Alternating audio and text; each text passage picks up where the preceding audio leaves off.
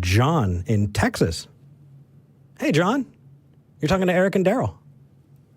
Yeah, hey, I made it on the show too. This is my second time listening, first time calling. Cool. Let me see. Do you see the note that they wrote to you on what I want to discuss? It says here, atheists are biased, act like there are no flaws in science. I actually feel like I can answer that pretty directly, but I don't want to answer something that is not your point. So would you present your point before I give a response? Okay, well, my point in calling on the show is just to say that I just wanted to question or make you think about that I just wanted to say there is more to reality than what you can see, than what you can touch. It's called metaphysics, and just because you can't comprehend it or have an experience doesn't mean it's not real. What's your definition of metaphysics, John? I just said it's something that you can't see or you can't touch. Okay, so if I'm investigating something at the atomic level, does that make it metaphysics? At a certain point. Really? Because what about at a certain point? Because the law of observation, the act of observation has a lot to do with the state of an object in the quantum state. Okay, so outside of quantum indeterminacy, we are talking about investigating the world. And so when you say there are no flaws, that there are flaws in science, No, it's the scientific process, because it's just a method. Yeah. And it's 100-year-old. It's like hundreds of years old, and people want to dogmatically just believe it. And real quick, I want to say that's a part of atheists. They say that atheism isn't a religion. It is part of a religion. It's part of the scientific, the science and the academic religion. John, I followed you all the way up to this point.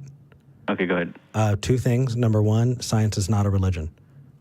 Number two, don't say all atheists. If you're going to make that statement, say some atheists, or atheists that I have observed, or what I think about atheists. Because every atheist I have ever observed. Okay. We are atheists that you can observe that do not dogmatically follow anything. I can speak. Can I speak for you on that, science? No, science has got its flaws for sure. We absolutely the Catholic disagree method has its flaws. Yeah, but they're much worse. Agreed. But for science in particular, John, I would not dogmatically be able to tell you that I am positive that I exist. But you're positive, but you don't mind arguing the fact that God doesn't. Actually, I want to argue everything. I know, I'm that asshole. And they gave me a show. I know. You think there's a different? Do you think arguing is a little bit lower level than communicating? Like, because when you have a conversation, having a conversation and arguing are two completely different things, and the amount of information that gets There are actually two definitions of argument, and I get that first definition. That's the one that you're using, which is one where you're mad, you're not really thinking, and you're just angry and blowing up. I would call that more fighting. Fighting. Or arguing. Yeah. Yeah. Argumentation in philosophy just means you're presenting the premises of what you believe in a structure that we can investigate. Right. You can very coolly, calmly, and lovingly argue in the philosophical sense. Does that make sense? I think we're using two different definitions. Yeah, I think the two definitions we're having a disagreement on is the definition of religion. What is your definition of religion? Daryl, you wrote a book. Well, religion is an ideology, that's what almost all religions are. It's just a special kind of ideology that posits the superstitious. Pardon? Can you simplify the word ideology? Yeah, it's a structure. It's a system, a structure of way beliefs. Of believing, right? It's a structure that you frame your worldview through. Yeah. So if you have a Catholic ideology, you're going to see the world in one way. If you have a Baptist or a Muslim ideology, you're going to have a what is the atheist ideology? That's not an ideology.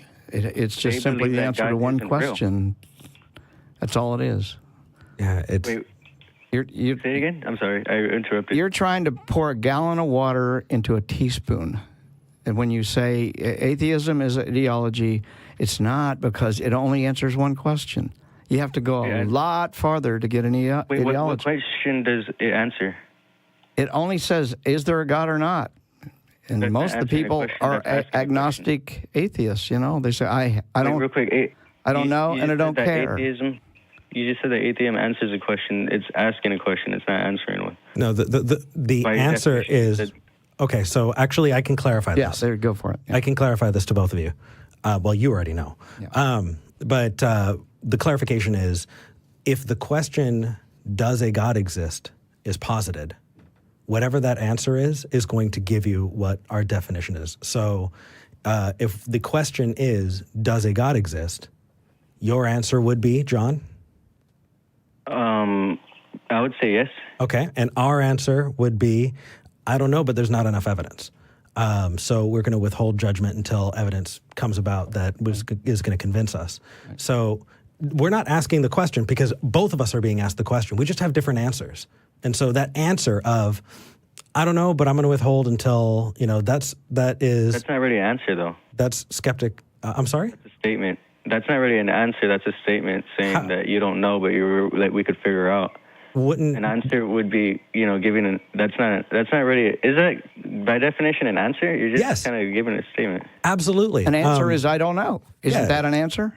I don't know is actually a incredibly honest answer that I fully support. But atheists don't say you don't know. They say God's not real. Every time people try to give examples why, y'all turn to the scientific method. See, but you just said atheists again. You're talking to two of them. Yeah. I'm looking at a live studio audience with a bunch of people quietly shaking their heads because... You're not bringing up the scientific... Dude, you've been bringing up the scientific method to every other caller, and now that I'm saying that y'all talk about it, you're not talking about it. Well, so let's qualify it. Too. Let's actually qualify it. The scientific method is something that we use to investigate the world. Right. Do you agree that the scientific method is something we use to investigate the world? Yeah, but like I said earlier, I don't think it's perfect. I don't either. Things in it. Well, you're putting claims in our head that we have never made. Yeah, we're skeptics, which means we don't really follow that anything is perfect, and I don't think we can know with perfect, clarity any real capital T truths. And so how are you using science trying to say that God's not real? Because Whoa. Ooh, he did the thing. Ooh, okay. I John. like how you have arguing points already. Well, so we are not starting with the conclusion. Mm-hmm. You said, how do you use science to prove that God's not real? We're not trying to do that. Well, when I'm trying to give examples of how he can exist, you're completely ignoring them. Well, and you're not giving me any scientific reasons why. Well, what we're doing is we're practicing something called skepticism. There's this philosopher. Is that part of the scientific method, or is that part of philosophy? Philosophy. So when that's part of ideology, right? Right, and I'm system. If you watch, you said you've seen the show before, right? Yeah. You know how we talk about tools in the toolbox? I watched it yesterday for like 30 minutes, and I was like, I'm going to have to call these guys. Okay, so there was a philosopher. His name is Descartes. I disagree on a lot of things that he's done, but said and his conclusions. But he did do something. He did line out skepticism very, very well, and it's something that we continue to do. Right? He was the one who said, I think, therefore I am. And what he did is he said, I want to prove that skepticism is a bad idea.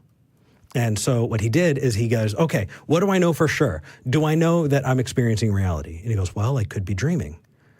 Okay. Do I have access to things? Does math still work?